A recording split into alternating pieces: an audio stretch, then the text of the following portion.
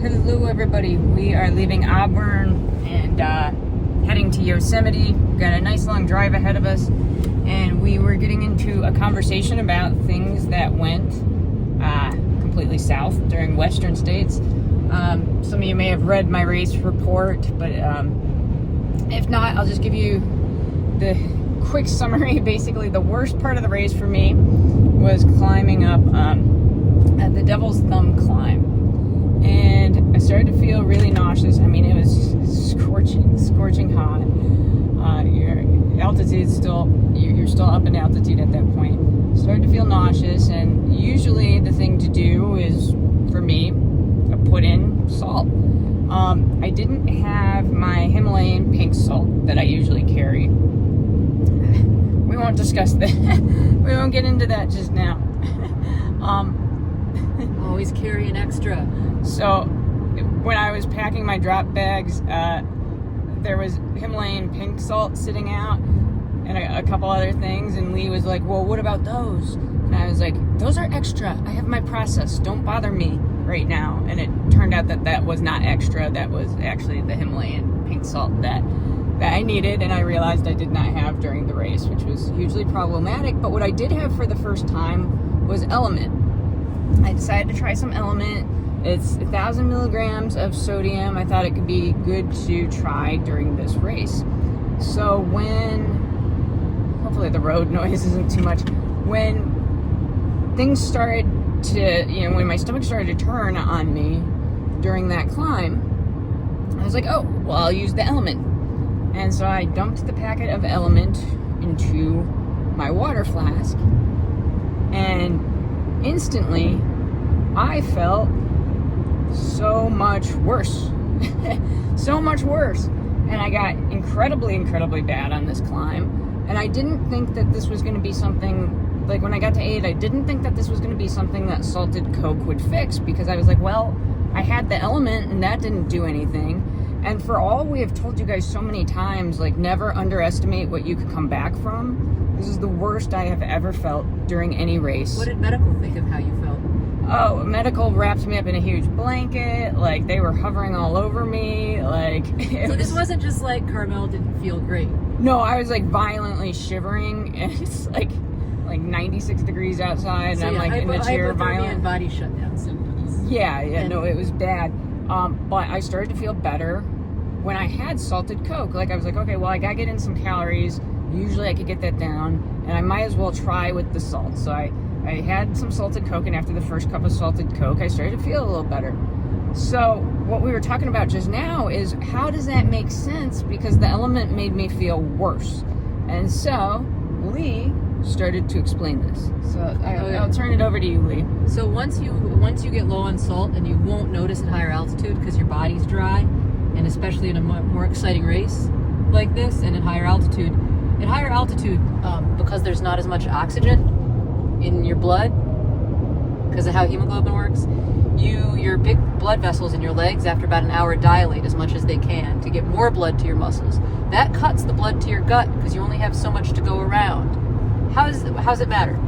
Because the less total blood there is, then the faster you get into trouble with any kind of decrease in salt. Because remember, when your salt goes down, your water goes down. When your water goes down, there's less total blood. That's why this all matters. Your hands swell up because there's water in your tissue. It's not in your blood. You might pee clear. The water's leaving you because it can't stay in your blood because there's not enough salt. So at a higher altitude, it's worse because there's already less blood going to your gut because all your blood vessels dilated. So you have to stay ahead, and you have to keep putting in salt even when you don't think you need it. You just have to stay ahead. So the crash is so much worse. And once there's no blood going to your tummy and the beginning of your small intestines, then if you try to put in liquid, your body's like, no, it just rejects it. So the Element, to get that 1,000 milligrams of sodium, you can this much water. A big keep whole a hand flask. on the wheel. So she didn't get a sip of Element is not 1,000 milligrams of sodium. You can if you look at how much sodium's in a quarter of a teaspoon of Himalayan pink sea salt, you will find that it is, it's like 900 milligrams or something. It's something ridiculous like that. It's close to one Element, but it's this much Coke. right? It's just this little amount. Even if it takes you 2 cups like this to get it down, you're putting in... I drink you're a putting in half flask. So of the to start with, of the element. Yeah, but that's too much liquid too fast. So your body got the watery tasting liquid and freaked out and got sick. And you can projectile puke from doing that because you're drinking too much too fast. The Coke is... Those cups of Coke, it's 4 ounces. You're putting in so much sodium with so little liquid. Also, the sugar makes the sodium clear into your bloodstream faster.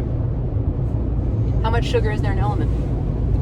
I honestly don't know if there's any. There's none. It's negligible. No, there's not sugar that's gonna help you to... Alright, sorry for the interruption. We had some missing of the exits to deal with.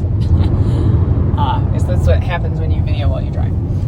Okay, so basically, can you explain that again? So what you just explained, can you explain why then? So I put the element in my flask, drank half of the flask at the beginning, like when I first started feeling nauseous, forced the other half down when I really started to feel bad uphill, and that made me feel worse again. So can you explain that, why that's the case? Mostly too much liquid without enough sodium, which seems insane, but you're so far behind and there's so little blood to your gut. So you just cannot absorb that liquid. And also your body panics when there's not enough blood because it knows you don't have enough sodium. It knows if this gets worse, you're going to stop temperature regulating properly. It can kill you. It's not good for you. If your blood sodium gets too low, you can get, well, let's not go into that, but it's very bad. And so your body does everything possible to stop you from getting more liquid in. So basically this all had to do with the amount of water that I was taking in with the sodium. Yes. Because your body is trying to eliminate water to keep that percentage of sodium versus water. So when I'm putting in that much water with the element, then it's like, no! Yes, correct. And also you can't taste that distinctive, delicious taste as well. Element tastes salty, but not as salty, and even when you're tasting the salt, helps a little bit too.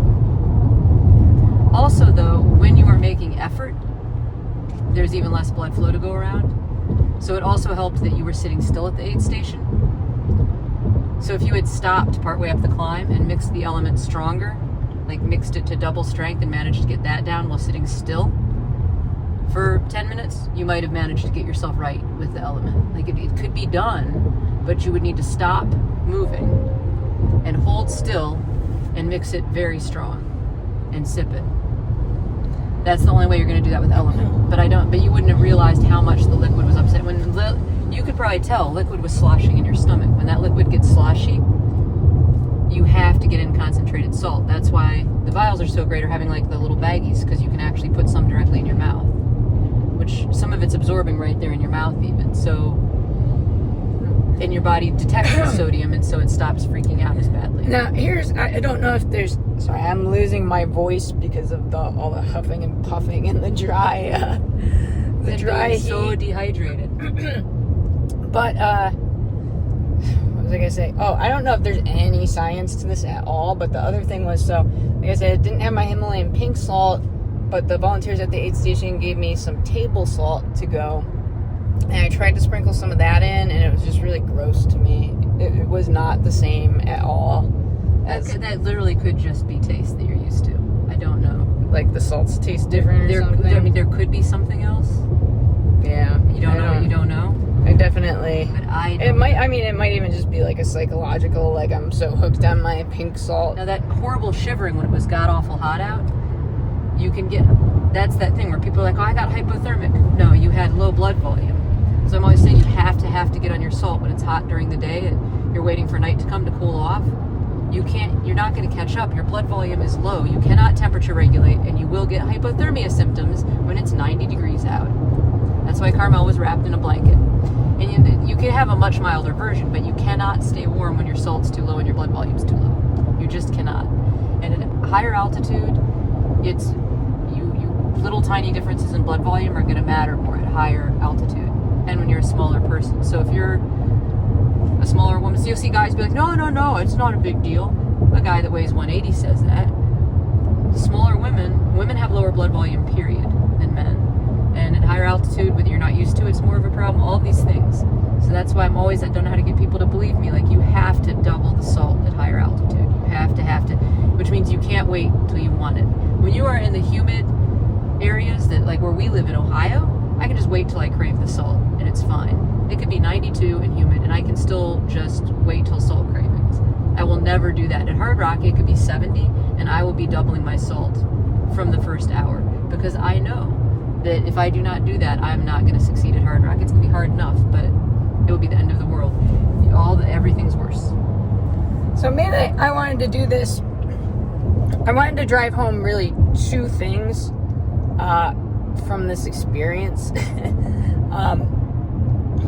Once again, and we've told you this so many times in the group, it's funny how many times we tell you guys like how much like salted Coke can fix things, and I know that. I tell the group this all the time, but I honestly didn't think it was going to save me this time, and it turned everything around. But two, what you can come back from, like again, being wrapped in a blanket, biomedical, like just feeling the worst I've ever felt during a race. Like you can actually, like, I had a great race after that. Like the rest of the night was like I just felt phenomenal. So just like hanging in and knowing that it can turn around, basically. I just wanted to drive home those 2 points.